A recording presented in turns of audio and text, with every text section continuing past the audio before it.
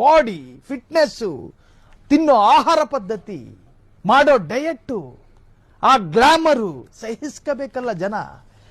ಮನುಷ್ಯನಿಗೆ ಸ್ವಾಭಾವಿಕ, ಈ ಮನುಷ್ಯನ ಸ್ವಾಭಾವಿಕ ಗುಣಗಳಿದಾವಲ್ಲ, ನೀವು ಒಂದು ಸ್ವಲ್ಪ ಸೌಂದರ್ಯವಂತರಾದ್ರೆ ನಿಮ್ಮ ಸೌಂದರ್ಯದ ಮೇಲೆ ಕಣ್ಣು, ಹೆಂಗಿದ್ದ ಸಣ್ಣಕ್ಕಿದ್ದ ಹೆಂಗಾದ, ಇದು ಮನುಷ್ಯನ ಸ್ವಾಭಾವಿಕ ಜಲಸ್ಸು ಅಂತ ಕರಿತೀವಲ್ಲ.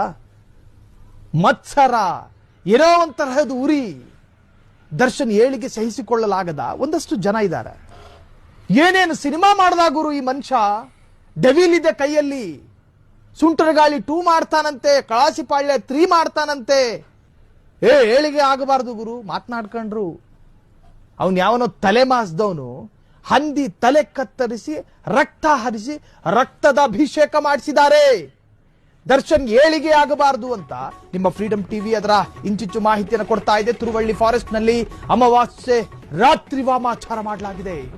ಕಾರ್ಗತ್ತಲ ರಾತ್ರಿಯಲ್ಲಿ ಜನಸಂಚಾರ ಇಲ್ಲದಂತಹ ಸಂದರ್ಭದಲ್ಲಿ ಮನುಷ್ಯ ಮಕ್ಕಳ ಪಾದದ ಶಬ್ದವೂ ಕೂಡ ಕಾಡಲ್ಲಿರುವಂತಹ ಕಪ್ಪು ಇರುವೆಗೂ ಕೇಳಿಸಲು ಅಸಾಧ್ಯವಾದ ಕತ್ತಲ ರಾತ್ರಿಯಲ್ಲಿ ನಡೆದಿರುವಂತಹ ರಕ್ತದರ್ಪಣ ಇದು.